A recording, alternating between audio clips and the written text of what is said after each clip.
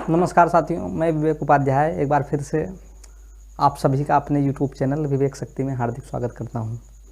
तो हम लोग जो है रसायन विज्ञान की आज जो है शुरुआत करने वाले हैं और ये उसमें जो है ये पहला लेक्चर होगा।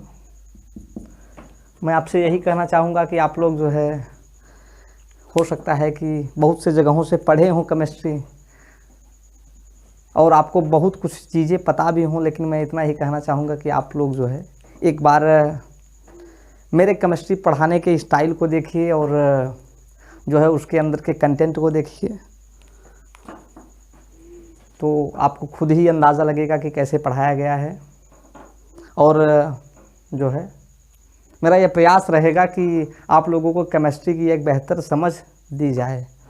तो हम लोग जो है जैसे इसकी अगर परिभाषा की बात करें तो ना तो वहाँ से एग्ज़ाम में प्रश्न आता है। आप चाहे किसी भी एग्ज़ाम्स की तैयारी कर रहे हों, केमिस्ट्री में जो है एग्ज़ाम में जो है प्रश्न जो है निरंतर पूछे जाते हैं केमिस्ट्री से। तो इसमें हम लोग जो है सबसे पहले केमिस्ट्री की एक नॉर्मल सी अंडरस्टैंडिंग जो है हम लोग समझ लेते हैं। इसकी जो परिभाषा जो हम लोग समझते हैं, जैसे केमिस्ट्री की अगर बात करें तो ये जो है पहली बात तो ये पदार्थ के किसी पदार्थ के उस गुण, संगठन, संरचना इत्यादि की बात करता है, इसी का अध्ययन भी करता है। अब इस अगर परिभाषा में हम बात करें तो इस परिभाषा में जो है ये पदार्थ की बात करता है, जिसको हम लोग वस्तु बोलते हैं, वही केमिस्ट्री की भाषा में जो है वही पदार्थ है। ठीक, इसको मैटर बोलते हैं। अब अगर हम पदार्थ की बात करें तो पदार्थ हम अपने आसपास जो भी चीज़ें देख रहे हैं वो सभी क्या हैं, पदार्थ से मिलकर बनी हुई हैं। अब उसमें हो सकता है कि कोई जो है एक ही पदार्थ से मिलकर बनी हुई हो, या हो सकता है कि कोई 2-3 पदार्थों से मिलकर बनी हुई हो। जैसे आप लोग चाहे जहाँ भी हो, आप अपने आसपास नज़र दौड़ाएं। अगर जैसे मैं अगर यहाँ पर देखूँ तो यहाँ पर स्टैंड है, मोबाइल है, ब्लैक बोर्ड है, ईंट है, इत्यादि चीज़ें हैं। तो ये सभी पदार्थ हैं। जैसे अगर इस ब्लैक बोर्ड की बात करें, वाइट बोर्ड की बात करें तो इसमें क्या क्या लगा है। जैसे यहाँ पे देखिए ये सफ़ेद चादर लगी हुई है, ये भी एक पदार्थ है। लकड़ी लगी हुई, ये भी एक पदार्थ है। इसको कील से टिकाया गया है, वो भी एक पदार्थ है। यानी कि ये जो वाइट बोर्ड है ये खुद ही अपने आप में कई पदार्थों से मिलकर बना हो। जैसे मेरे हाथ में मार्कर है, तो मार्कर भी जो है अब इसमें इंक है, प्लास्टिक है, स्पंज है, तमाम चीज़ें हैं। तो कहने का मतलब पदार्थ हम किसे कहेंगे, पदार्थ का मतलब ये होता है कि जो हमारे आसपास चीज़ें दिख रही हैं वो सभी क्या हैं, पदार्थ हैं या पदार्थों से मिलकर बनी हुई हैं। अब उसमें हो सकता है कोई एक ही पदार्थ से मिलकर बना हुआ हो, या हो सकता है कि उसमें बहुत से पदार्थ मिलकर बने हुए हों। तो अगर हम पदार्थ की सामान्य सी परिभाषा की बात करें तो पदार्थ में क्या होता है, द्रव्यमान होता है तथा और यह पदार्थ जो है वो स्थान घेरता है। जैसे अगर हम जो है इस वाइट बोर्ड की बात करें तो आपको दिख रहा है कि दीवार के कितने एरिया पर ये जो है कब्जा किए हुए हैं, स्थान घेरता है। ठीक, अब अगर हम ये बात करें, अगर हम ये सोचें कि ये पदार्थ आखिर बना किससे है, तो सबसे पहले हम लोग जो है प्राचीन संकल्पना को देखते हैं। जैसे अपने सनातन धर्म में या हिंदू धर्म में जो है कहा जाता था, या अब भी है, कहा जाता है, तुलसीदास जी ने लिखा है कि क्षिति जल पावक गगन समीरा पंचरचित्या अधम शरीरा। लेकिन वो तो शरीर विशेष की बात कर रहे थे, लेकिन जो है जो प्राचीन दर्शन है अपना वो कहता है कि क्षिति जल पावक गगन, फिर उसके बाद समीर। ठीक, इन्हीं से मिलकर सारे सृष्टि की रचना हुई है। यानी जो भी हम चीज़ें अपने आसपास दिख रहे हैं उनमें यही 5 चीज़ें हैं, ये ऐसा हमारा प्राचीन दर्शन कहता है। ठीक, अब क्षिति का मतलब हो गया कि पृथ्वी, ये जल से आप परिचित हैं ही। पावक का मतलब हो गया आग, गगन का मतलब हो गया आकाश, और समीर का मतलब वायु है। यही यही इसी को जो है पंचभूत कहा जाता है, ठीक। लेकिन हम लोग यहाँ पर केमिस्ट्री पढ़ रहे हैं, तो इसमें जो है हम लोग प्राचीन संकल्पनाओं के आधार पर नहीं चलेंगे। ये मैं बता रहा हूँ कि पहले जो है प्राचीन समय में ये माना जाता था, लेकिन जो आधुनिक वैज्ञानिक हैं वो जो है पदार्थ को जो है दो आधारों पर विभक्त करते हैं। अब वो दो आधार कौन कौन से हैं? पहला है भौतिक स्वरूप,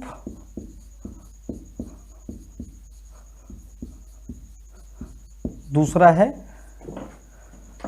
रासायनिक प्रकृति उसकी क्या है, ठीक।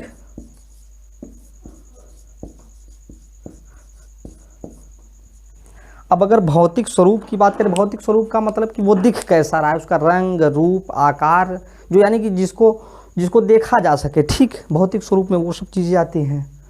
और रासायनिक स्वरूप की या रासायनिक प्रकृति की अगर हम लोग बात करें तो वो उसके अंदर का जो है केमिकल कंपोजिशन क्या क्या है, यानी कि रासायनिक संगठन क्या क्या है, वो किससे किससे मिलकर बना हुआ है, हम लोग जो है अभी इस बिंदु पर जो है बात नहीं करेंगे। हम लोग भौतिक स्वरूप की बात करते हैं कि अगर कोई भी पदार्थ हम अपने आसपास देख रहे हैं तो वो किससे मिलकर बना हुआ है।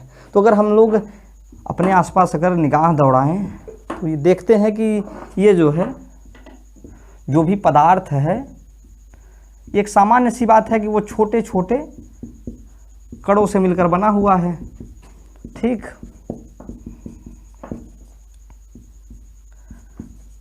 अभी हम लोग रासायनिक प्रकृति को भी डिटेल्ड में पढ़ेंगे, लेकिन पहले हम लोग भौतिक स्वरूप के देखते हैं। छोटे छोटे कणों से मिलकर बना है, ये पहली बात हो गई। अब ये बात मैं कैसे कह सकता हूँ, जैसे आप कोई भी चीज़ देखिए, अभी अगर ईंट है, ईंट को आप तोड़िए तो जो है वो जो है बारीक बारीक रेत के कणों से मिलकर बना हुआ है। तो वही कह रहा है कि जो पदार्थ है, जो भी चीज़ें हैं आपके पास दिख रहे हैं, अभी आप इसी व्हाइट बोर्ड को भी तोड़ेंगे आप तो ये हो सकता है कि इसमें भी छोटी छोटी चीज़ें मिलकर बनी हुई हों। या अगर हम लोग लकड़ी की बात करें तो वो भी जो है, अभी हम लोग जब पादप पढ़ेंगे तो वहाँ पे जो है बायोलॉजी में, तो वहाँ पे भी हम देखेंगे कि जो ये पादप भी है वो भी क्या किससे मिलकर बना हुआ है, छोटी छोटी कोशिकाओं से मिलकर बना हुआ है, ठीक। लेकिन वो अलग बात है। कहने का मतलब अगर भौतिक स्वरूप यानी कि जब हम उस वस्तु को या किसी पदार्थ को देखते हैं तो वो क्या है कि छोटे छोटे कणों से मिलकर बना हुआ है, ठीक। अब अगर हम आगे बात करें तो कणों के बीच में क्या होता है, रिक्त स्थान होता है। ये मैं कैसे कह सकता हूँ, यहाँ पे मैं जो भी बातें बोलूँगा वो किसी ना किसी की साक्ष्य के आधार पर ही बोलूँगा, क्योंकि जो विज्ञान है वो साक्ष्य पर आधारित है ही, साक्ष्य पर आधारित है। और उस सत्यता की कसौटी पर उसे अगर कसा जाएगा तो वो सत्य ही निकलेगा, क्योंकि विज्ञान में असत्य का कोई स्थान नहीं है। कणों के बीच में रिक्त स्थान होता है, ये मैं कैसे कह सकता हूँ। तो आप सभी लोग जो है, उम्मीद करता हूँ कि आप सभी लोग जो है शरबत पिए होंगे। शरबत मतलब वही रस, और वो भी चीनी और पानी वाला, तो ज़रूर ही पिए होंगे। अगर हम लोग अगर चीनी है, पानी, अगर एक गिलास पानी ले लें, थोड़ी सी चीनी ले लें, तो अगर हम लोग जो है चीनी को पानी में डालेंगे, अगर ऐसा ना किया हो तो घर पे कर लेना। अगर चीनी को पानी में डाला जाएगा तो आप देखेंगे कि पानी के तल में जो है वो बढ़ोतरी नहीं होगी।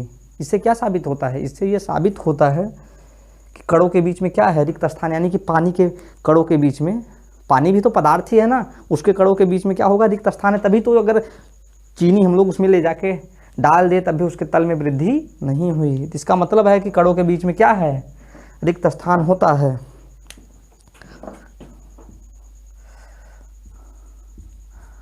कण निरंतर गतिशील करते हैं। अगली प्रॉपर्टी ये है, कण निरंतर गतिशील करते हैं।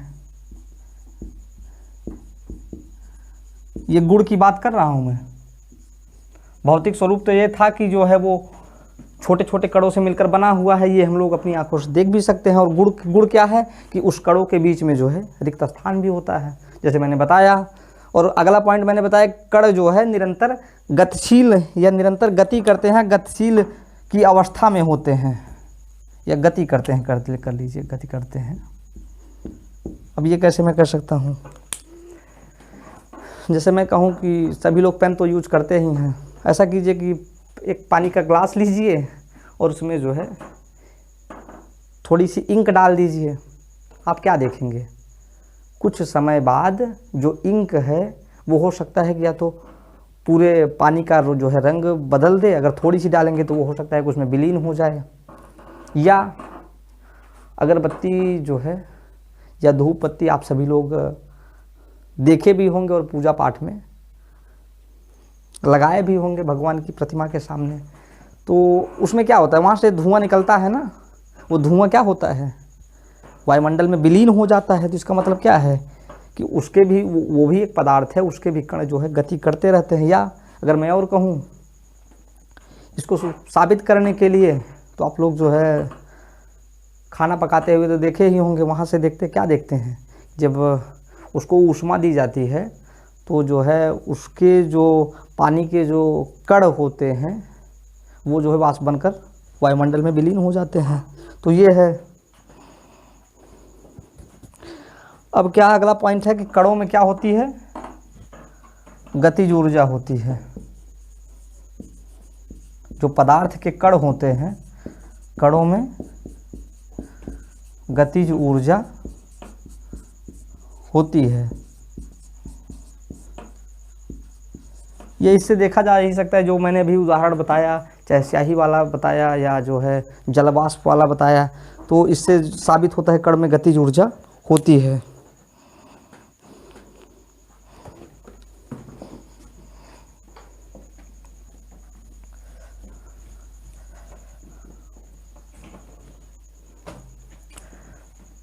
अगला पॉइंट ये है कि पदार्थ के जो कण हैं वो एक दूसरे में अंतः मिश्रित हो जाते हैं।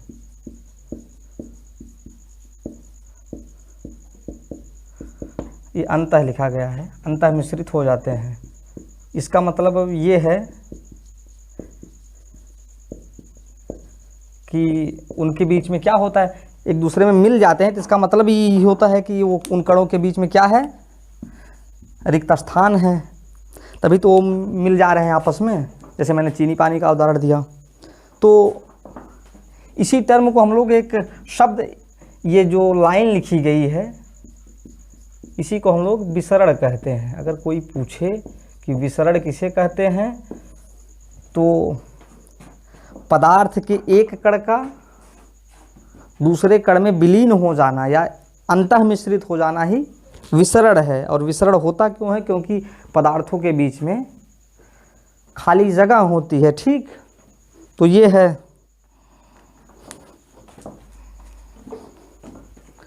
अब जो अगला गुण है वो ये है कि पदार्थ के कण एक दूसरे को आकर्षित करते हैं। ये मैं कैसे कह रहा हूँ, हो सकता है कि आप लोगों में से कुछ लोग सहमत ना हो कि दिखाइए इसको कि कैसे जो है एक दूसरे पदार्थ के जो कण हैं वो एक दूसरे को आकर्षित करते हैं। तो ऐसा कीजिए कि जो है, पहली बात तो ये पॉइंट लिख लेते हैं कि पदार्थ के कण जो हैं एक दूसरे को आकर्षित करते हैं। जैसे मैं कहूँ कि आप जो है एक लोहा ले लीजिए, लोहा तो जानते ही हैं, लोहा ले लीजिए। या जो है एक ऐसा कीजिए कि कटोरा ले लीजिए, उसमें पानी भर दीजिए। आप लोहे पर जो है हथौड़े से वार करिए, लोहा क्या कुछ भी ले लीजिए, तो आप देखेंगे, क्या देखते हैं कि ये जो है आसानी से टूटता नहीं है। तो ये दर्शाता है कि उनके कणों के बीच जो है एक आकर्षण बल काम कर रहा है। या मैं कहूँ कि आप पानी ले लीजिए एक कटोरे में, अंगुली डाल के जो है उसको अलग करने का प्रयास कीजिए, तो आप उसमें क्या देखते हैं, अंगुली से आप जरूर लाइन तो खींच सकते, लेकिन वो पानी अलग नहीं होता। क्यों? क्योंकि उनके बीच क्या होता है? आकर्षण बल होता है। ठीक, तो ये जो है ये पदार्थ के कुछ प्रमुख गुण हो गए। अब हम लोग जो है पदार्थ का भौतिक वर्गीकरण पढ़ते हैं। यानी कि अभी तक हम लोग क्या क्या पढ़ चुके हैं कि पदार्थ जो है, जो हम अपने आसपास देख रहे हैं, जो स्थान घेरता हो तथा जिसमें द्रव्यमान हो, वो पदार्थ है। और पदार्थ हमारा छोटे छोटे कणों से मिलकर बना हुआ है। और हम लोग क्या पढ़े कि पदार्थ के कणों के बीच खाली स्थान होता है, उनके जो कण हैं वो गति करते हैं, उनके बीच आकर्षण बल काम करता है। हम लोग पदार्थ की कुछ चंद विशेषताएं हम लोग देख चुके हैं, और हम उसमें जो सबसे महत्वपूर्ण है उसमें हम लोग विसरण पढ़ लिए हैं। अब अगर हम पदार्थ का भौतिक वर्गीकरण करें तो पदार्थ जो है 3 रूपों में पाया जाता है, ठोस, द्रव और गैस। ठीक, अब अगर हम इससे आप सब तो परिचित ही होंगे, लेकिन मैं जो है उसमें कुछ अतिरिक्त बताऊंगा। जो ठोस होता है, जैसा कि ये बहुत पॉपुलर है, हम लोग 6वीं 7वीं क्लास से पढ़ते आ रहे हैं कि ठोस का आकार जो है वो निश्चित, आयतन निश्चित, आयतन भी क्या होता है? वो भी निश्चित। इसके अलावा क्या होता है कि इसकी स्पष्ट सीमाएं होती हैं, यानी क्लियर लिमिटेशन, स्पष्ट सीमाएं होती हैं। और जो इसकी कंप्रेशन होता है जो इसमें, यानी कि जो संपीड्यता होती है, जिसको हम लोग इंग्लिश में कंप्रेशन बोलते हैं। हम लोग संपीड्यता की बात कर रहे थे। अगर संपीड्यता जो है वो ठोस में क्या होती है? नगण्य। आप आकार से तो परिचित हैं ही हैं, आयतन से भी परिचित हैं, और इसमें जो नया टर्म है वो संपीड्यता है। संपीड्यता का मतलब ये हुआ कि उसको कितना कंप्रेस किया जा सकता है, यानी कितना दबाया जा सकता है। तो अगर ठोस में बात करें तो लगभग ये चीज़ जो है ठोस में लगभग नगण्य होती है। जैसे अब अगर आप इसका उदाहरण लें तो आप जैसे लोहा ही ले लीजिए। लोहा को अगर हम लोग कंप्रेस करना चाहें तो वो जो है उसको कंप्रेस करना थोड़ा मुश्किल होता है। क्यों? क्योंकि इनके बीच जो है ठोस में जो आकर्षण बल होता है वो बहुत ज़्यादा होता है, आकर्षण बल ज़्यादा होता है, और एक दूसरे कण जो हैं आपस में बहुत ही टाइटली बंधे होते हैं। और इसमें जो है, अगर मैं एक बात और करूं कि क्या हम लोग जो है, जैसे रबर है, स्पंज है, तो क्या हम इसको जो है ठोस बोलेंगे? प्रश्न हमारा ये है। और अगर मैं ये कहूँ कि जैसे अगर चीनी है या नमक है, या चीनी ही मान लीजिए, क्या हम इन तीनों को ठोस कह सकते हैं? क्योंकि मेरा जो प्रश्न है, रबर जैसे अगर रबर है तो रबर को ताना जा सकता है, तो जाहिर सी बात है कि वहाँ पे क्या वो उसका जो आकार है वो तो निश्चित नहीं हुआ ना। फिर स्पंज है, स्पंज यानी कि जिसको हम लोग सोख्ता बोलते हैं, सोख्ते को अगर हम लोग दबा दें तो उसके भी आकार में परिवर्तन आ गया। जैसे चीनी मैं इसलिए ले रहा हूँ, जैसे अगर चीनी है किसी बर्तन में रखा गया है, अगर उसको हम लोग दूसरे डिब्बे में पलट दें तो हो सकता है कि वो डिब्बे का आकार ले ले। अगर हम उसको जो है किसी दूसरी जगह रख दें तो हो सकता है वो उसका आकार ले ले। तो प्रश्न यही उठता है, क्या रबर, स्पंज और चीनी भी ठोस है? तो इसका जो उत्तर है वो यही है, हाँ ये ठोस हैं। ऐसा क्यों है?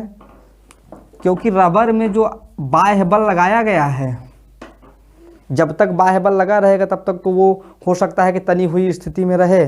जैसे ही हम लोग बाह्य बल को हटा देंगे तो फिर से वो अपनी वापस उसी स्थिति में आ जाएगा। इस वजह से रबर क्या है? रबर ठोस है।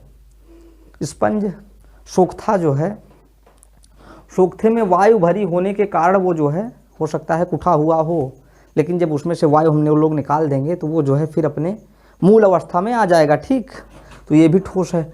और चीनी की बात करें या नमक की बात करें तो अगर चाहे ये भले दूसरे बर्तन में रख देने पर जो है इनके हो सकता है कि आकार में परिवर्तन आ जाए, लेकिन जो उनके क्रिस्टल हैं वो क्रिस्टल जो है अपरिवर्तित ही रहेंगे। यानी कि अगर चीनी का दाना इतना बड़ा है तो आप उसके चाहे जिस बाल्टी में रख दीजिए चाहे जिस जगह रख दीजिए वो चीनी का दाना उतना ही बड़ा होगा। इस वजह से ये तीनों भी ठोस हैं। ठीक, तो हम लोग जो है अपने इस सफ़र को यहीं रोकते हैं। इसके आगे जो है हम लोग अगले वीडियो में द्रव और गैस के बारे में पढ़ेंगे।